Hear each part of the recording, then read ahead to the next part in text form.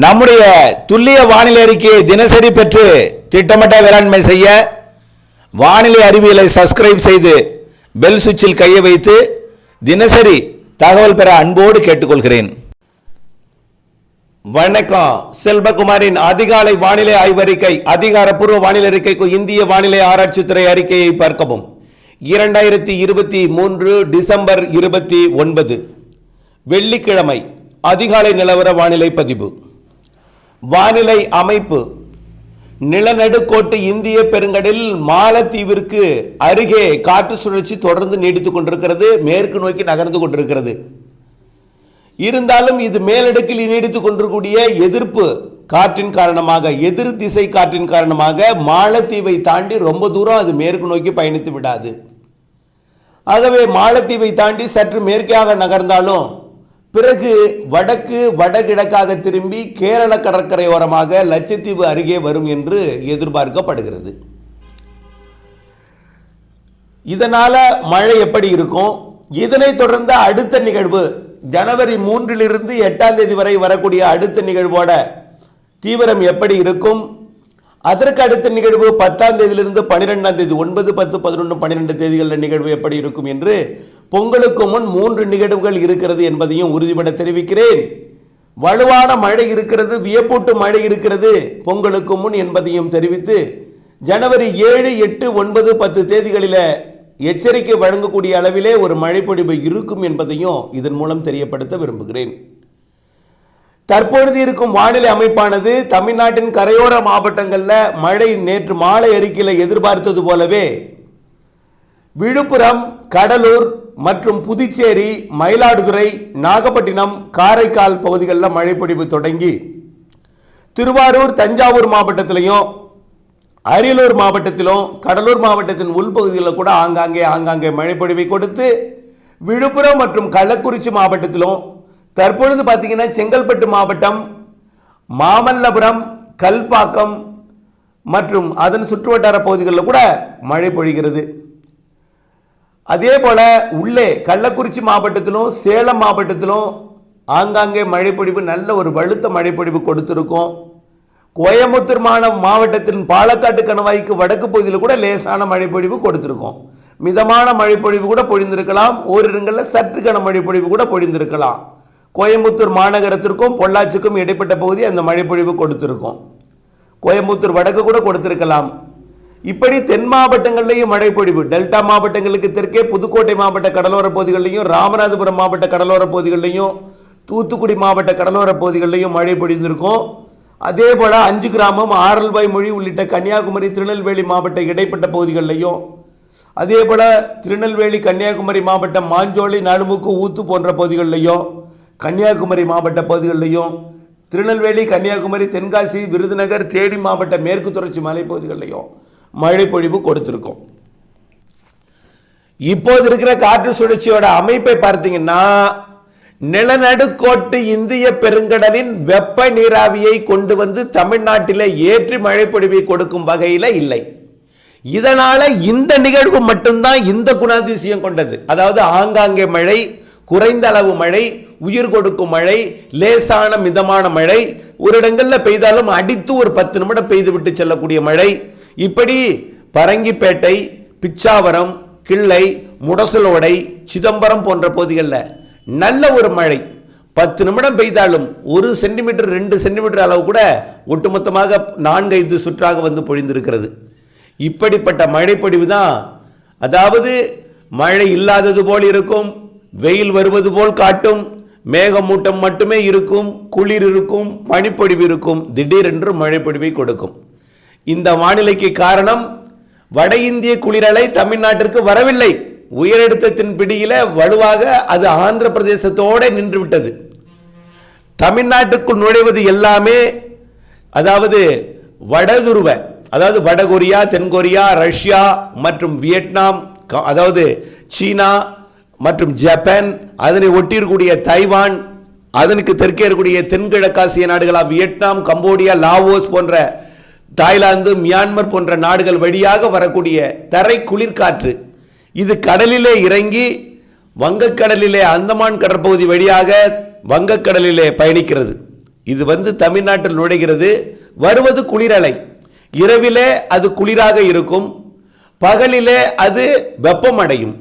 ஆக அந்தமானிலிருந்து தமிழ்நாட்டிற்கு வரும்பொழுது சுமார் 2000 கிலோமீட்டர் தாண்டி அது பயணிக்கும் பொழுது பகலிலே அது அந்தமான் பகுதியில், அதாவது மியான்மர் கடல் இறங்கி வங்கக்கடலிலே இறங்கி தமிழ்நாட்டிலே இரவு நேரங்களிலே ஏறும் விதத்தில் 2000 கிலோமீட்டர் வங்கக்கடலில் பயணித்து வருகின்ற காரணத்தினால பகலில் அடிக்கக்கூடிய வெயிலின் வெப்பத்தின் காரணமாக பகலில் வெப்பம் உயர்ந்து குளிர் மறைந்து மழை பொழிவுக்கு ஏற்ற சாதக வெப்பநிலையை கொண்டு தரையேறுவதன் காரணமாக மாலைக்கு பின் இரவு நள்ளிரவு அதிகாலை மழை பொழிவை கொடுக்கிறது.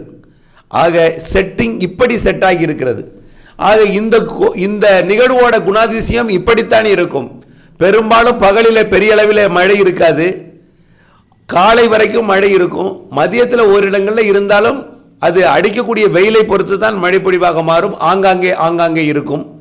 தென் மாவட்டங்களில் மாலை இரவு மழை பொழிவு இருக்கும். காரணம், தமிழ்நாட்டின் தரையில் ஏற்றக்கூடிய வெப்பநிலை அது காற்று குவிதலை கொண்டு தென் மாவட்ட மேற்கு தொடர்ச்சி மலைப்பகுதிகளில் மாலை இரவு மழை பொழிவை கொடுக்கும்.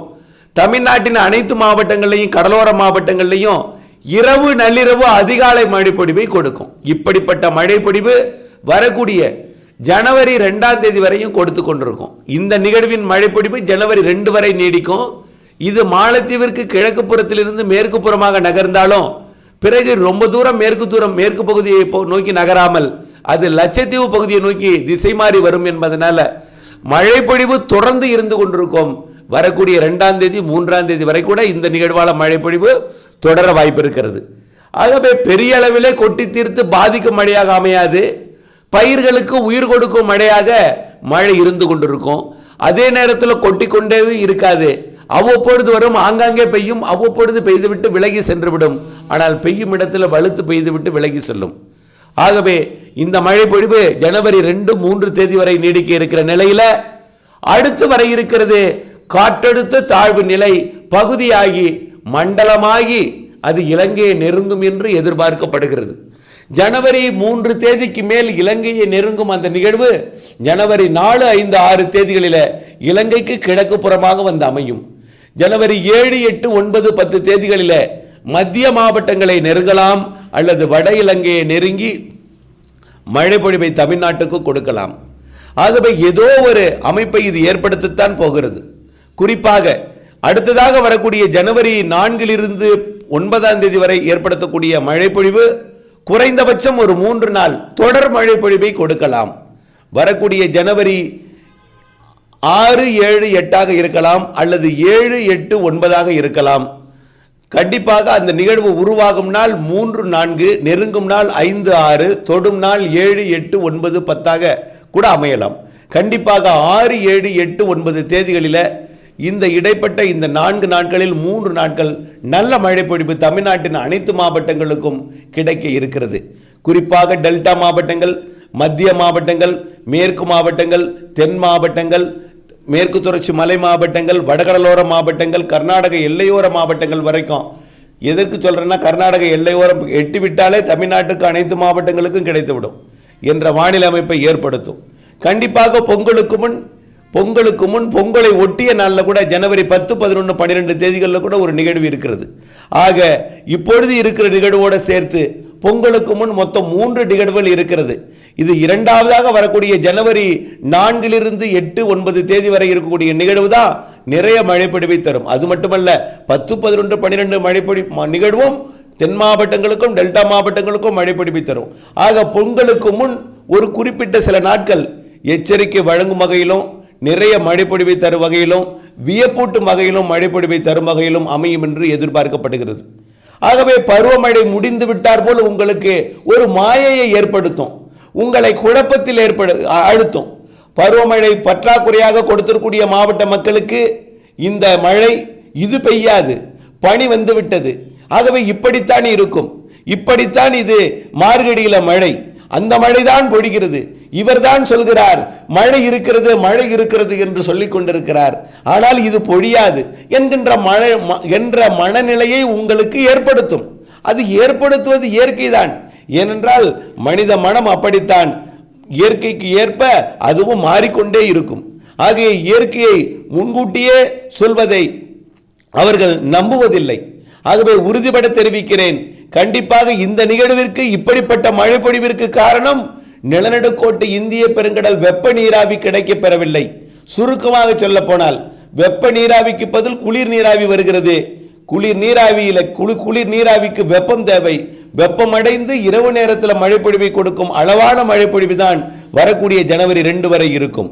ஜனவரி 2க்கு பிறகு செட்டிங் நன்றாக செட் ஆகும்.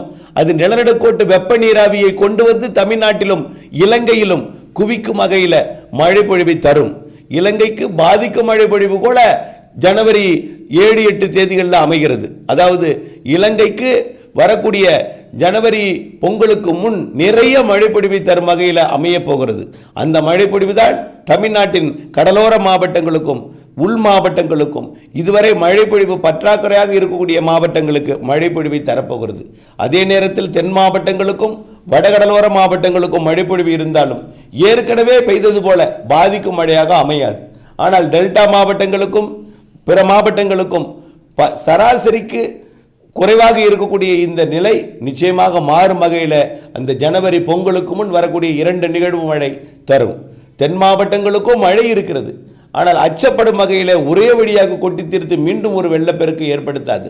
ஆனால் சீரான மழை, வடியும் அளவிற்கு ஒரு மழை பொழிவை அவ்வப்பொழுது கொடுத்து கொண்டு தான் இருக்கும். அதில் 6, 7, 8, 9, 10 தேதி கூடுதல் மழை இருந்தாலும் அச்சப்பட தேவையில்லை. பெய்யும் வடியும் அந்த அளவில் தான் மழை இருக்கும். ஆனால் மழை பொழிவு பிற மாவட்டங்களுக்கு தேவையாக இருக்கிறது. இப்பொழுது மத்திய மாவட்டங்கள், உள் மாவட்டங்கள், மேற்கு மாவட்டங்கள், திண்டுக்கல் மற்றும் கிருஷ்ணகிரி, தருமபுரி வரைக்கும் உள்ள வட உள் மாவட்டங்களுக்கும் மழைப்பொழிவு தேவை. அந்த மழைப்பொழிவின் தேவையை பூர்த்தி செய்யும் வகையில் பொங்கலுக்கு முன் ஜனவரி 4 ஜனவரி 12க்குள் இருக்கக்கூடிய நாட்களிலே ஏதேனும் 3-4 நாட்கள் சிறப்பானது ஒரு மழைப்பொழிவை கொடுக்கும். நம்பிக்கையுடன் இருப்போம். வானிலை மாறுதல்களை அப்டேட்ஸுடன் அறிந்து துல்லியம் அறிந்து திட்டமிட்ட பணி செய்து லாபம் அடைய அன்போடு கேட்டுக்கொள்கிறேன். இப்பொழுது மீண்டும் அறிவிக்கிறேன், வரக்கூடிய ஜனவரி 2ஆம் தேதி வரைக்கும் இரவு நேர மழைப்பொழிவு, மாலை இரவு நேர மழைப்பொழிவு தமிழ்நாட்டில் இருக்கும்.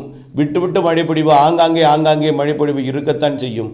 திருப்தியான மழைப்பொழிவு ஜனவரி பொங்கலுக்கு முன் 2 நிகழ்வுகள் இருக்கிறது என்ற நம்பிக்கை கொண்டு இணைந்தே இருங்கள் அப்டேட்ஸுடன். நன்றி.